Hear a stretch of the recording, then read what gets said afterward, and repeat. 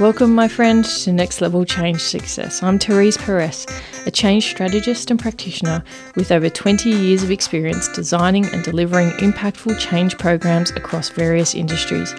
In this podcast, I share real-world practical strategies to help you create and deliver positive change experiences, whether you're a leader, practitioner, or someone looking to bring new ways of working to life. In today's fast-paced world, change is constant. Here we focus on how you can put people at the centre of your change strategy, because people with a sense of purpose are the most important link in driving performance. So if you're ready to create meaningful change and achieve all the success that comes with it, keep listening. Together, let's change the conversation and take it to the next level. Hello. Welcome to another episode of Next Level Change Success. My name is Therese Perez and I'm the founder of myvirtualchangemanager.com. I would like to acknowledge that I am recording on Dharawal country and pay my respects to the traditional owners and custodians on the land on which I am recording and to elders both past, present and emerging. Today we're talking about all things leadership when it comes to change, and I also want to talk about the life cycle of teams, because teams do go through phases, and you can see this if you have a favourite sporting club. But you can also see this obviously within the workplace around the phases that teams go through. And if you're a leader, and I guess the strongest leaders are those who don't need to be subject matter experts to lead, build, and empower high-performing teams. And really when we talk about leadership, obviously historically, we have leadership be a role where you're the best in your team, subject matter expert, and you kind of get promoted up through the ranks. But more and more, the evolution of leadership and the awareness that really good leaders have, and self-awareness and the ability to build strong teams and also have the general business skill set, is showing itself more and more as being the ideal leadership approach. And I've been lucky enough to have been given the opportunity to lead teams. And one of the most recent experiences I had, which made me feel like a little bit like a fish out of water, was to lead a team where I didn't have the subject matter expertise. And so really, I was just really relying on team members to know their stuff. And my whole role was to empower them to understand and acknowledge their expertise, build their confidence in that, and put the frameworks around it so that the right thinking can happen, the right challenging, respectful challenging can happen, but definitely a really high-performing small team, not huge, but one which had huge impact and huge power, I guess, and contribution within the organisation. And I'm very, very grateful to have had that opportunity when the person who hired me at the time knew that I didn't have the expertise in that area and understood still the skills that I could bring into the organisation. So definitely something that I will always be grateful for, and an evolutionary, what I call an evolutionary role for me, which really did have things change for me around my own perception on capability and my perception on leadership. Because leadership is about fostering that environment and also making sure that if you do have performance issues, and this is something that I had never really stepped away from, because I knew from prior experience that the more you avoid the tough conversations, the more you pay in the long run. So definitely if there was any issues around performance, of course I'd be addressing them. So it wasn't all rainbows and kumbaya. It was definitely around ensuring that everyone knew the vision. And sometimes I would find myself a little bit behind on ensuring I wasn't getting too much in the detail, and ensuring that I'm always thinking ahead and empowering the team with that vision over each quarter. And sometimes the planning would take a little bit longer, but definitely being able to always work with the team and really connect with the team. It was definitely something that I will never forget and have learnt so much from. And I learnt a lot from them in their subject matter expertise areas. And I will always be grateful and always keep connected with them as a result of that. So leadership really, when we're looking at from a change perspective, what does a leader bring to the table? And I have to really lean into delusional narrative, quite frankly, that people have saying leaders don't impact their team members. It's up to the team members to create the culture. Leaders always impact culture more than team members because they have positional authority.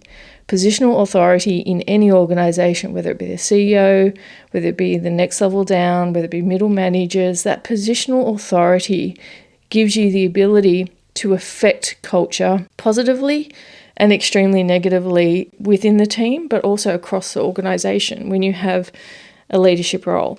And there is absolutely no doubt through not just my experience, but also through a lot of the research which shows the positional authority can create really fantastic cultures, team cultures, performance, create the right performance levels, or it can do the opposite.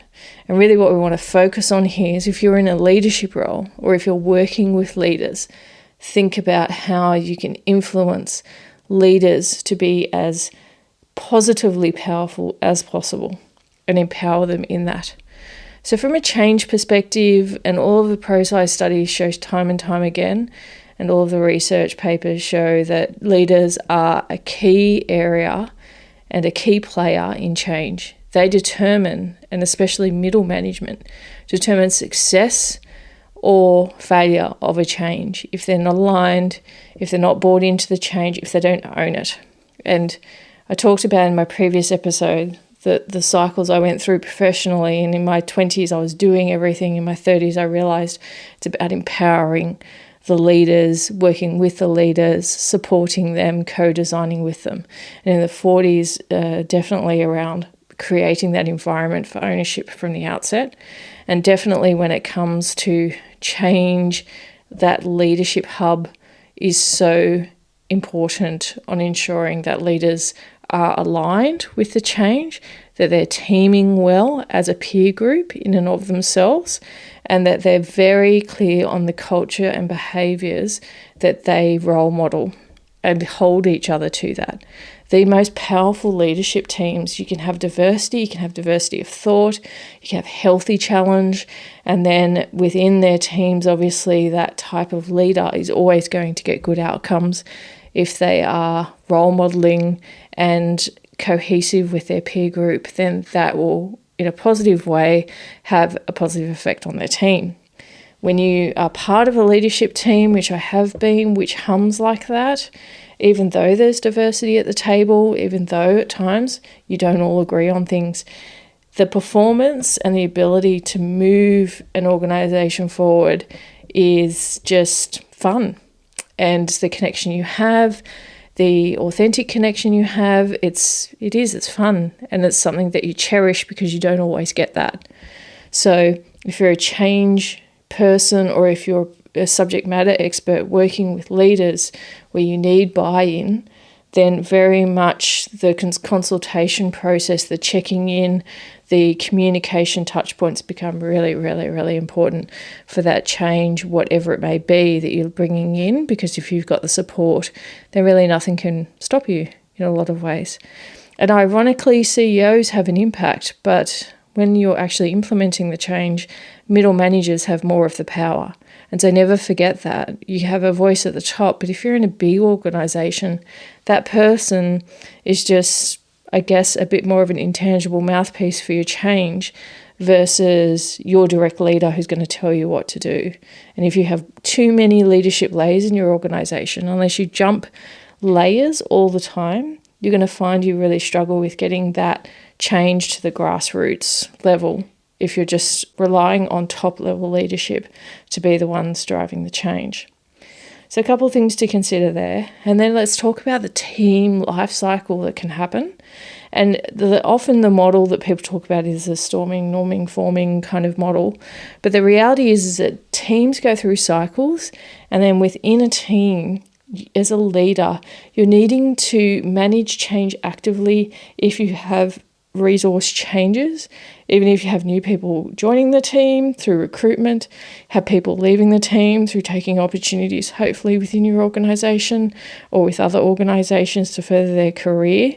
So the ability to manage those transitions, communication being really key, making sure you have the right rhythm with your team so that when those transitions happen, your meeting cadence doesn't falter, but you do accommodate the person who's coming in, make sure they're onboarded correctly, connect them in with your team members, give them a sense of belonging. Then as your team starts to hum again with the new individual, and hopefully they're a really good cultural fit and enhance the team and their capabilities, you also need to then nurture when you have someone who's come in who might be lifting the performance of the team, and how you can bring everyone that further step into that journey. If you have someone who's not necessarily performing as well as you would like, it's obviously that respectful check-in, making sure that they're okay and there's no other reason that sits outside that work environment as to why they're not actually performing. And then putting them through a respectful performance process so that they're given every opportunity to step up in their role and or to achieve that performance threshold, and ensure that others respectfully aren't aware of that process. And even if they raise things or have conversations with you, you just tell them that it's being handled. That's okay. You don't have to get involved in it. It's noted, so that your existing team members, if they raise grievances or whatever it may be around or concerns about someone's performance, it's none of their business in a lot of ways, because you're the leader. And so kind of re-establishing that you've got it under control and that sometimes these things have to run their course. Always in a respectful manner of acknowledging that. And as a leader, you need to ensure you're clear and work with your team on what the culture looks like. Who's the team going to show up together as? Asking them about, what do you want to be known for in the organisation? What are the ways that we can measure that? How do we put those into place? And oftentimes, if you're in a support services area, it should be very much measured by your stakeholders. So if you're doing a great job, you should be receiving that feedback, but you can also put formal channels into place to survey and to check in with people around whether they feel like they're getting the right level of attention or not. And certainly one of the things that I did and have done as a team member, in fact, in my late 20s in a role that I had, we were a team, part of a team, and we didn't have the best reputation in the organisation. There seemed to be a bit of friction between our stakeholders and ourselves. So what we did was surveyed our stakeholders and said, what do you want from us? What services are you expecting? So that we could essentially find out. Then also as part of that say, okay, well, how can we deliver that? Is it our core business to deliver that as a team? We agreed that it was. And then were the two different indicators that we're going to measure ourselves in improving our performance on? And that were very much around responsiveness to the stakeholders that we had at the time, and then also delivering quality work to them. And the team just agreed that, okay, so if we're going to have those shift in those indicators, what are some of the things that we want to focus on that we know we could do better? What are the things that we do well that we should continue to do more of? And then we surveyed again, and our survey results went up hugely at the next round, because all of a sudden we were delivering what our stakeholders wanted, not necessarily what we thought they wanted, which obviously was off mark, versus when we talked to them about what they want, what they need, what the perception of our service was. They gave us honest feedback. We didn't dismiss it, we took it on board, and then we ensured that we delivered to that. And I think that simple activity, and I've coached and run workshops for people around exactly that discipline and that process, can have great results with your stakeholders. It can change the reputation of your team around, because you often don't get those conversations. Even if you're using someone else's services, you often aren't invited to participate in giving feedback. Oftentimes people sit in frustration. So being able to ask for that and also decompress that friction which might exist is really, really important, so that everyone can move on and you can evolve the team and where the team is sitting in your organisation.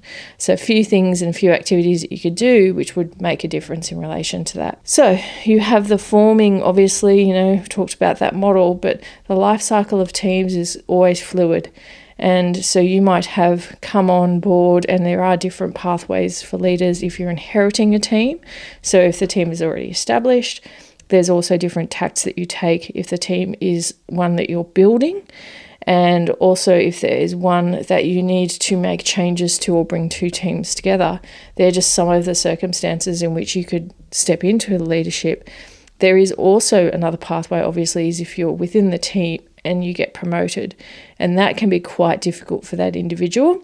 So while it seems all fantastic to begin with, all of a sudden the peer group become the people who that leader is managing, and it's a totally different ball game. And there'll be judgment with that, and that's kind of the hardest way that you can actually step into leadership.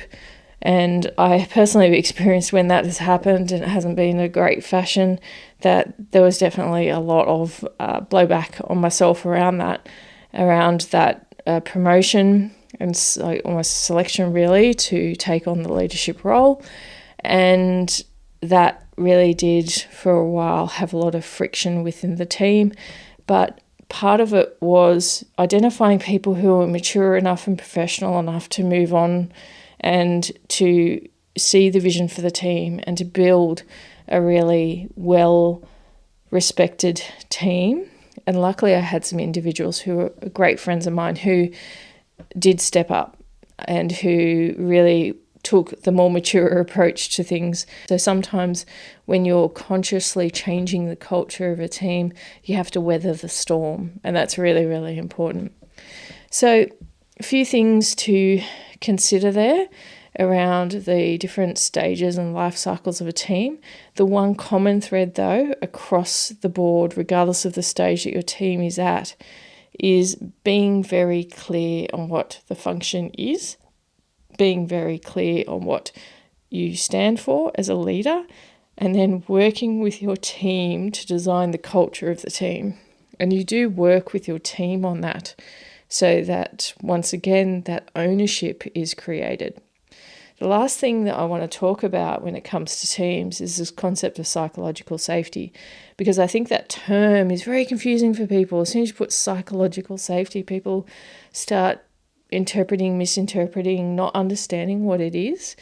Some people say, psychological safety, that's all wishy-washy stuff. It's just ridiculous. Like, why would you ever consider or talk about psychological safety? It's a litigation thing. It's a legal thing. It's just, people just can't hack it.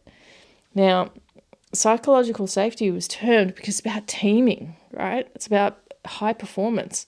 It's actually about ensuring also too that you're respecting people's boundaries. It's almost like a redefinition of teams. But to be honest, when you're a really good leader, you create that right team environment. You're working with people to ensure they don't burn out. You're not expecting them to be on the phone 24/7 or available 24/7. You're ensuring that when people go on leave, they leave work behind so they can unplug 100% and rest, or whatever form of rest people take, because some people love to travel and sometimes you come back tighter than when you went. But it's about that intent of you leave work behind. Weekends, making sure people switch off. So noticing if people are always plugged in, you have to be really conscious as a leader to have the conversations with the individuals to support them to set the boundary and to ensure that you respect their rhythms as much as you also encourage them to reset their boundaries if their work life is blurring with home life, because it's not healthy for anyone. And a lot of old school thinking is, you give your 1,000% to your organisation. It's a life thing. You just got to dig in, suck it up. Here's some cement, toughen up. That type of ridiculous notion that can sometimes set into some approaches of those who may have old style, outdated leadership notions. It is not at all how you get a team to perform. And what's happening now is that with the generations that sit within teams, you need to navigate that with skill, and you also need to understand how much the younger generations are more vocal, they're ambitious, they work differently, than you might have, and certainly that I have, but you need to flex to that, right? You need to meet that challenge and be able to relate, and also to be able to engage with people of all generations with a common goal.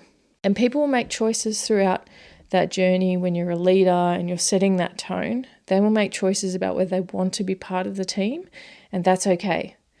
But it's also making sure that you're flexing as a person and you're flexing as a leader to ensure that you're accommodating where it's a win-win. If it's a win-lose, which shouldn't happen when you're working for an organisation, it's a business, it needs to run, but you do want to make sure that things that are your discretion as a leader, that you exercise that discretion.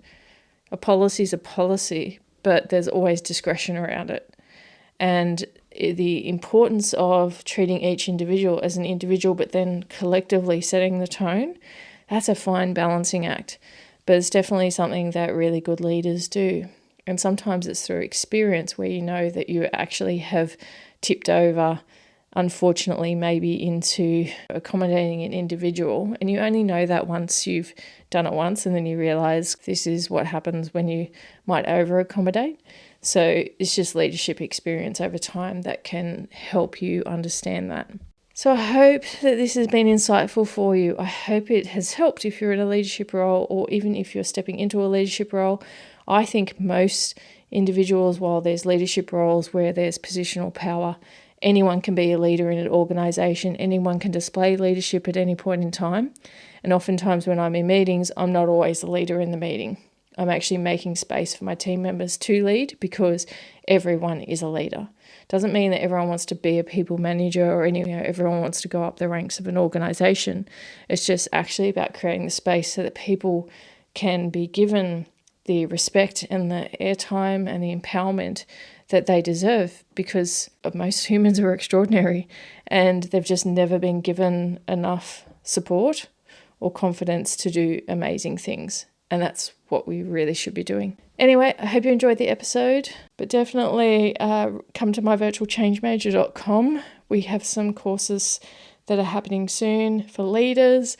And remember, everyone's a leader. For anyone who implements, leads, influences for change in organisations, I'm looking to work with and support you if you are looking to get amazing results, upskill, be able to navigate in really easy ways, delivering change, whether it be in a project environment or a non-project environment, which oftentimes more change happens outside of a project environment. So it happens every day.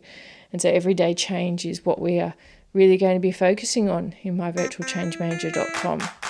Have a wonderful day. Thanks for listening. If you think it's a great podcast, can you please share it with others? Tell people to listen to it, subscribe, or give us a rating. Thanks for listening and have a great day.